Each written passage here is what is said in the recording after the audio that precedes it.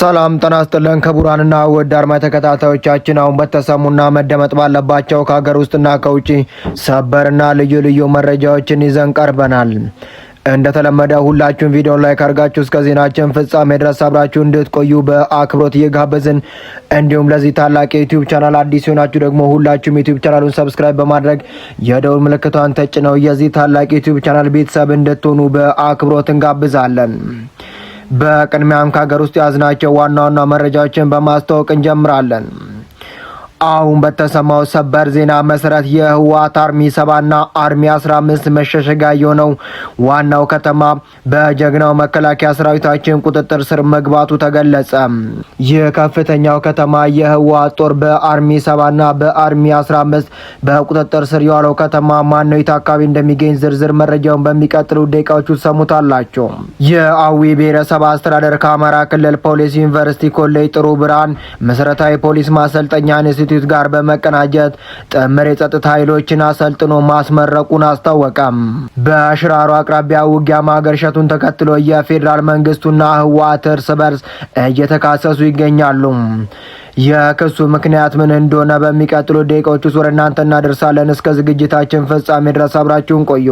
አሁን ወደ አስደመጥናችሁ ዋና ዋና መረጃዎች በቀጥታ ወደ ዝርዝር መረጃው ከማቅናታችን በፊት ቢቢሲ ያወጣውን ጥብቅ መረጃ እናስቀድም። ከሱዳን ጋር በሚዋሰነው የሰሜናዊ ምዕራብ ኢትዮጵያ ክፍል ውስጥ በሚገኘው አካባቢ በፌዴራል መንግስት ሰራዊትና በትግራይ ኃይሎች መካከል ዛሬ ማለዳ ላይ ግጭት መቀስቀሱን የተለያዩ ምንጮችን ጠቅሶ አመላከተም። አዲስ የተቀሰቀሰውን ግጭት በመጀመር በህወሓት የሚመራው የትግራይ ክልል አስተዳደርና የፌዴራል መንግስቱ ከፍተኛ ባለስልጣናት አንዳቸው ሌላኛውን እየከሰሱ ይገኛሉ። በፌዴራል መንግስቱ የተቋቋመውን የትግራይ ጊዜያዊ አስተዳደር አፍርሶ ተቆጣጠረውን ህዝባዊ ወያኔ ሓርነት ትግራይ ወይም ህወሓት ቅዳሜ ሐምሌ 5 2018 ዓ.ም ባወጣው መግለጫ የኢትዮጵያ መከላከያ ሰራዊት በምዕራብ ትግራይ ሽረሪና በሚባል ስፍራ ላይ ግልጽ ጦርነት ከፍቷል ሲል ውንጀላውን አቅርቧል።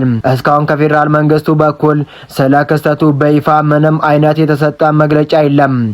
የፌዴራል መንግስቱ ከፍተኛ ባለስልጣናት የሆኑት የመስኖና ቆላማ አካባቢ ሚኒስቴር ዶክተር አብርሃም በላይ በይፋ ማህበራዊ ሚዲያ ገጻቸው ላይ ባሰፈሩ ጽሑፍ ህወሓት በሽረሪና በኩል ጦርነት አውጇል በማለት በመክሰስ ይህ ጦርነት ከወዲሁ ካልቆመና ካልተቋጨ የከፋ ጉዳት ያስከትላል ሲሉም ሀሳባቸውን ሰጥተዋል። በተጨማሪ መረጃም በሽራሮ አቅራቢያ ዳግም ውጊያ ማገርሸቱን ተከትሎ በፌዴራል መንግስቱና በትግራይ ኃይሎች መካከል የተደረገውን የ3 ዓመት የሰላም ስምምነት ክፉኛ የጣሰ ከባድ ክስተት ተፈጥሯል። በመቀሌ የሚገኘው የትግራይ ክልላዊ መንግስት ባወጣው መግለጫ የፌዴራል መንግስቱ ቅዳሜ ንጋት ላይ ከሱዳን ድንበር አቅራቢያ ከሽራሮ አቅጣጫ ጥቃት መክፈታቸውን አስታውቀዋል። በጦርነቱ ወቅት የትግራይ ጊዜያዊ አስተዳደርን የመሩ ሚኒስትር ዶክተር አብርሃም በላይ በበኩላቸው ግጭት መፈጠሩን አረጋግጠው ነገር ግን ጥቃቱን የጀመሩት በህወሓት ሊቀመንበር ዶክተር ደብረጽዮን ገብረ ሚካኤል የሚመሩ ኃይሎች መሆናቸውን በመግለጽም ክሳቸውን አሰምተዋል። ሚኒስትሩ በማህበራዊ ትስስር ገጻቸው ጦርነት ይብቃ፣ ልዩነቶቻችንን በውይይት እንፍታ ሲሉ ማሳሰቡም።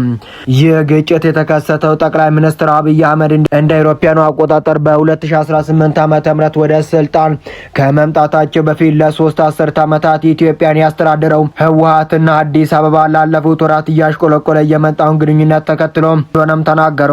ሁለቱም ወገኖች የ2022 ወይም እንደ ኢትዮጵያ አቆጣጠር በ2015 ዓ.ም የፕሪቶሪያን የሰላም ስምምነት ድንጋጌዎችን ተግባራዊ ያደረጉም በሚል እርስ በርስ ሲወነጃጀሉም ቆይተዋል። የትግራይ ባለስልጣናት ገዢው ብልጽግና ፓርቲ በክልሉ ላይ የረጅም ጊዜ እገዳና የድሮን ጥቃት ሲያካሄድ መቆየቱን እና ይኸው ወደ ሙሉ ጦርነት ማደጉን ገልጸዋል። የክልሉ መንግስት የትግራይ ኃይሎች የሲቪል ማህበረሰብና የሃይማኖት ተቋማት ለሀገር ጥፋት እምቢ በሚል መሪ ቃል ለብሔራዊ ህልውና ትግል እንዲዘጋጁም ጥሪ አቅርበዋል። በሌላ በኩል የቀድሞ የህወሓት ቃል አቀባይና የአሁኑ የጠቅላይ ሚኒስትር አማካሪ አቶ ጌታቸው ረዳ ዶክተር ደብረጽዮን ገብረ ሚካኤል በኤርትራና በአማራ ታጣቂዎች ላይ ተማምነው በጉልበት ወደ ስልጣን ለመመለስ እየሞከሩ ነው ሲሉ በመክሰስ የትግራይ ሰራዊት አመራሮች እርሳቸውን ወይም ዶክተር ደብረጽዮን ገብረ ሚካኤልን እንዲተዉ አሳሰቡ። እንደ አውሮፓውያኖቹ አቆጣጠር በ2022 ለህወሓትና ለፌዴራል መንግስቱ የፕሪቶሪያውን የሰላም ስምምነት የፈረሙት አቶ ጌታቸው ረዳና የደህንነት ሹም አቶ ሬድዋን ሁሴን ባለፈው ሰኔ ወር ላይ በአልጀዚራ ላይ በጋራ ባወጡት ጽሑፍ ጦርነት ሊቀሰቀስ እንደሚችል ማስጠንቀቂያ መስጠታቸውም ይታወሳል። በኦስሎ ኒው ዩኒቨርሲቲ ኮሌጅ የኢትዮጵያ ጉዳዮች ተንታኝ የሆኑት ቺትን ትሮንቮል ለአልጀዚራ እንደተናገሩት ይህ ውጊያ ከ2002ቱ የሰላም ስምምነት ወዲህ የታየ እጅግ አሳሳቢ ክስተት ነው። ስምምነቱ ጦርነቱን ቢያስቆሙም በመቀሌና በአዲስ አበባ መካከል ያለውን የግጭት መሰረታዊ ምክንያቶች ሳይፈታ ማለፉን አክለዋል። ለዚህ ግጭት መነሻ በሆኑት ቀናት ውስጥ የኢትዮጵያ መንግስት መገናኛ ብዙሃን ዶክተር ደብረጽዮን ገብረ ሚካኤልን በስማቸው ጠቅሰው ትግራውያንን ለጦርነት እየቀሰቀሱ ነው የሚል የክስ ዘመቻ ሲያካሂዱ ነበረም ሲሉም ተናገሩ። ከ2 ዓመታት በፊት ተጀምሮ በመቶ ሺዎች የሚቆጠሩ ሰዎችን ህይወት የቀጠፈው ጦርነትን ያስቁመው የትጥቅ አፈታትና የህወሓትን ህጋዊ ሰውነት በመመልከት ትልቅ ጉዳዮች ላይ እልባት ሳይሰጥ ቆይቷል። ይህንንም ተከትሎ አሜሪካ ባለፈው ሰኔ ወር ላይ ሰላምን ያደናቅፋሉ ባላቸው የህወሓት አክራሪዎች ላይ የቪዛ ማዕቀብ የጣለች ሲሆን ህወሓትም እርምጃውን ያልተሟላና ሚዛናዊ ያልሆነ መረጃ ላይ የተመሰረተ ነው ሲል ክሱን ተችቷል። ኤርቪን ማሲንጋ ስምምነቱን ለማፍረስ ወደ መቀሌ ቢያቀኑም በሐምሌ ወር አጋማሽ ህወሓት የፕሪቶሪያን ስምምነት በተግባር ሞቷል ሲል አውጇል። የቀጠናው ተንታኝ ፋይሰል ሮቤ ይህ ውጊያ ጅማሩ አሜሪካ በሁለቱ ወገኖች መካከል ያለውን አለመግባባት ለመፍታት ያደረገችውን ጥረት አለመሳካቱን የሚያሳይ ነው ብለዋል።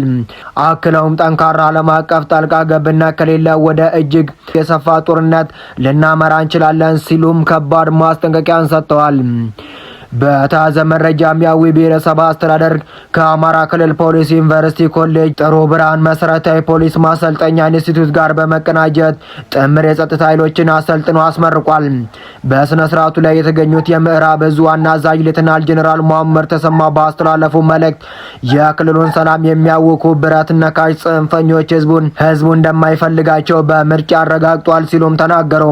ወንበዴዎቹ ኢትዮጵያን ለመጉዳት ላይ ታች ከሚሉ ባዕዳን ጋር ህብረት ፈጥሯል። ግራ ቀኝ ቢሉም አይሳካላቸውም። የሀገር መከላከያ ሰራዊትና የዛሬ ተመራቂዎች ግን ለሀገር ዘብ በመሆናቸው የወንበዴዎችንና የህልማቸውን ግብዓተ መሬት ያፋጥናሉ ሲሉም ተናገሩ። ተመራቂዎቹ የአዊ ብሔረሰብ አስተዳደር የሰላምና ጸጥታ የህዝብን የሰላም ማስከበር ስራ ተረክባቸው ህዝብ ከመረጠው የመንግስት መዋቅር ጋር በመቀናጀት ህብረተሰቡ ያለምንም የጸጥታ ስጋት ኑሮን እንዲመራ ግዳጃቸውን በብቃት እንዲወጡ ማዛዡ አሳሰቡም።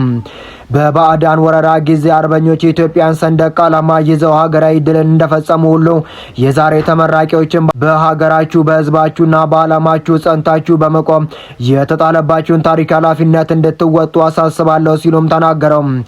የአዊ ብሔረሰብ አስተዳደርና ዋና አስተዳዳሪ ቴዎድሮስ እንዳለው ተመራቂዎቹ የወሰዱትን ስልጠና በመጠቀም የቀጠናውን ብሎም የክልልና የሀገርን ሰላም በአስተማማኝ ሁኔታ በማረጋገጥ ህዝቡ የተሟላ የሰላም አየር መተንፈስ እንዲችል ማድረግ ይጠበቅባቸዋል ሲሉ መልእክታቸውን አስተላለፈው።